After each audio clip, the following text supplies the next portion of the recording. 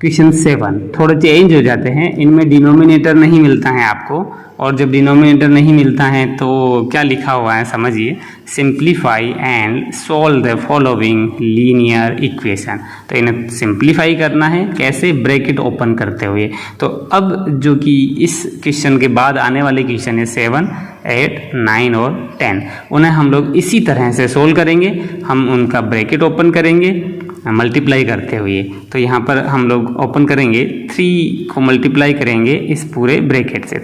3 को t से multiply किया 3t, 3 को 3 से मल्टीप्लाई किया 9 इज इक्वल टू 5 को 2t से मल्टीप्लाई किया 10t, और प्लस 5 को 1 से मल्टीप्लाई किया 5। अब हम सीधा इन्हें ट्रांसफ़र करके सोल्व कर लेंगे।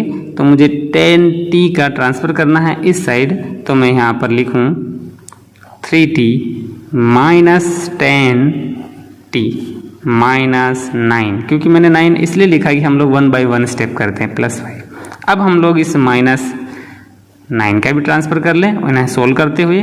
तो यहाँ पर ये रहा माइनस 7t, और इधर हम लोगों ने लिखा 5, चूँकि माइनस 9 इस साइड आ गया तो ये हो गया प्लस 9 माइनस 7t हमारा एज इट इज़ है। 5 और 9 को हमने ऐड किया तो ये मिला हमें 14, और चूंकि हम लोग यहाँ पर -7 का ट्रांसफ़र कर रहे हैं, यहाँ ध्यान देने वाली बात है कि t और -7 मल्टीप्लाई हैं। यहाँ पर -7 का ट्रांसफ़र करेंगे तो उधर +7 नहीं होगा, -7 ही रहेगा, बट ये डिवीज़न में चला जाएगा, डिवाइड होगा।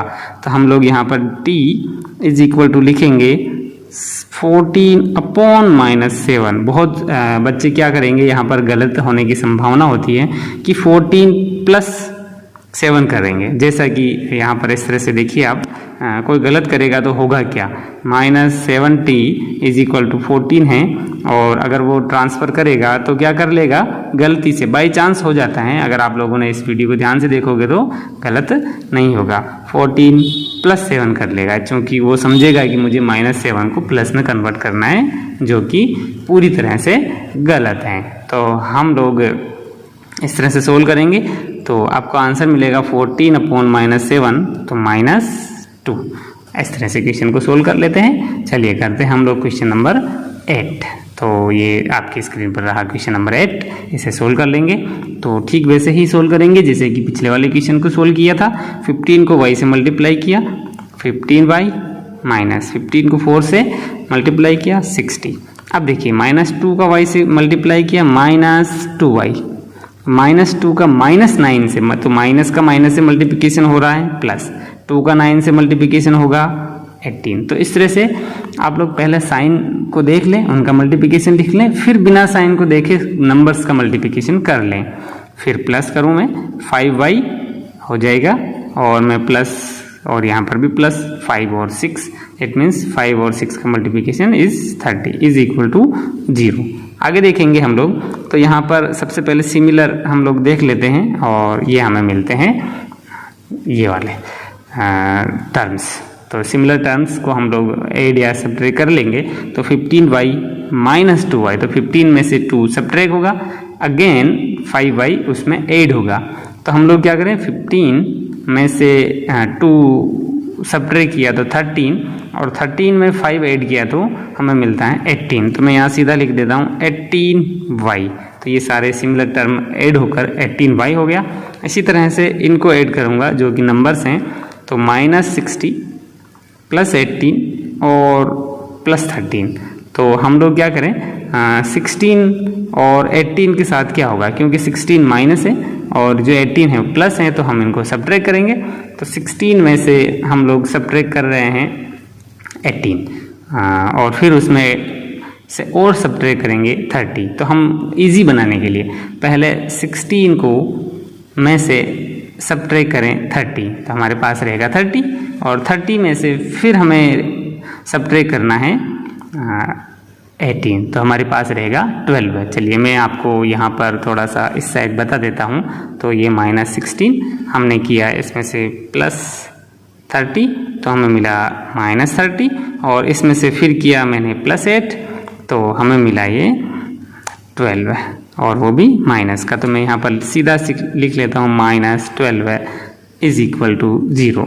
अब हम लोग ट्रांसफ़र करते हैं -12 का। तो -12 का ट्रांसफ़र किया तो हमारे पास रहा 18y इज इक्वल टू +12, जो कि प्लस लगाने साइन लगाने की ज़रूरत नहीं है। हम फिर से 18 का उधर ट्रांसफ़र कर लेंगे जो कि y के साथ मल्टीप्लाई में है। y इज इक्वल टू 12/18 हो जाएगा। इससे थोड़ा सिंप्लीफाई कर लेंगे क्योंकि ये 6 की टेबल से रिड्यूस हो जाता है, तो हम लोग 6 से रिड्यूस करेंगे, 6 2 जा और 6 3 जा 18। तो इस तरह से हमें मिलता है 2/3। तो y is equal to 2/3, that's your answer. Okay, come to the next question 9 करने वाले हैं। क्वेश्चन नंबर 9 जो है उसे समझते हैं और सोल्व करते हैं। 9 जो है उसमें ब्रैकेट है और ब्रैकेट को हमें ओपन करना है। तो चलिए ब्रैकेट ओपन करते हैं। तो 3 का मल्टीप्लिकेशन हो जाएगा 5z और 7 से। तो यहाँ पर मैं मल्टीप्लाई कर लेता हूँ, तो मुझे मिला 15z माइनस मैं 3 को 7 से मल्टीप्लाई करूँगा तो मुझे मिलेगा 21। इसी तरह से मैं -2 का मल्टीप्लाई 9z से करूँ तो मुझे मिलेगा -18z। फिर -2 और -11 मल्टीप्लाई होंगे तो क्या होगा, +22 इज इक्वल है 4 का मल्टीप्लाई भी हम लोग इस ब्रैकेट से करेंगे। तो 4 का 8 से मल्टीप्लाई किया 32z माइनस 4 का 13 से मल्टीप्लाई किया हमें मिलता है 52 माइनस 17 एज इट इज़, तो एज इट इज़ रख लेते हैं।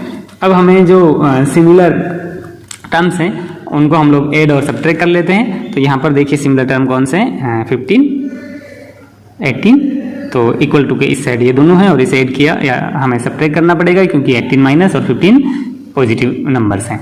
तो यहाँ पर करेंगे हम लोग -3z।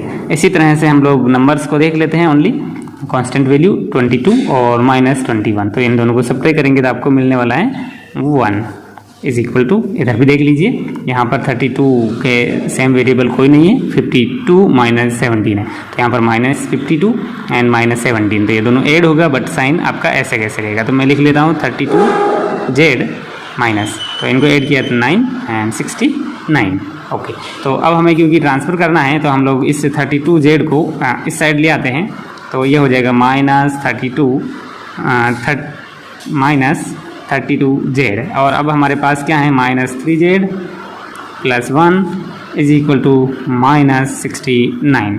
हम थोड़ा और सोल्व कर लेते हैं। 32z - 3z कितना हो गया, ये हो गया 35z और क्योंकि इनको ऐड करने पर साइन तो माइनस ही रहेगा, इज इक्वल टू मैंने क्या किया, अब यहीं पर मैं 1 को यहाँ पर ट्रांसफ़र कर लिया तो मुझे मिला 69 -1, ये +1 -1 हो गया। तो इस तरह से मुझे -35z इज इक्वल टू -70 मिला। मैं इन दोनों को अब क्या करना चाहता हूँ कि -35 को ट्रांसफ़र करूँगा। तो -35 का हम लोग ट्रांसफ़र कर लेंगे तो ये होगा z equal to -70/-35, both numbers in minus, तो we can solve, we can convert into positive integers. Then z equal to 70/35 हो गया और इसे क्योंकि हम लोग सिंपल करेंगे, सिंप्लीफाई फॉर्म में कन्वर्ट किया तो ये हो गया 2। तो value of the z is equal to 2। This is your answer. हम लोग करेंगे क्वेश्चन 10 को। तो आपके सामने है क्वेश्चन नंबर 10। स्टार्ट करते हैं। ये है यहाँ पर क्योंकि डेसिमल नंबर्स हैं तो आपको डेसिमल नंबर से मल्टीप्लाई करना है, नो इश्यू, हम लोग मल्टीप्लाई कर लेंगे। तो यहाँ पर मल्टीप्लाई करें, अगर आप लोग चाहों तो इन्हें फ्रैक्शन में कन्वर्ट करके भी कर सकते हो। तो हम लोग फ्रैक्शन में कन्वर्ट कर लें, फ्रैक्शन में कन्वर्ट करना आता होगा। तो ये जो क्वेश्चन है इसमें हम लोग पॉइंट को हटाएंगे और जब पॉइंट को हटाते हैं तो 1 लगाएंगे, पॉइंट के बाद जितने नंबर्स होते हैं उनके बजाय हम लोग 0 पुट कर देते हैं। और कहाँ दशमलव है, यहाँ पर पॉइंट है, तो इस पॉइंट को भी हम लोग डेसिमल को रिमूव करेंगे तो 1 यूज़ करेंगे और आफ्टर 2 नंबर्स हैं देन वी इंसर्ट 2 0, 100 और 100 हो गया। हमारे लिए ये अपॉन करना, क्योंकि हम लोग इतने सारे सवालों में तो जो डिनोमिनेटर हैं उनको रिमूव करते आ रहे हैं, बट यहाँ पर आप लोग देखोगे तो हम इसे कुछ दूसरे तरीके से सोल्व कर रहे हैं।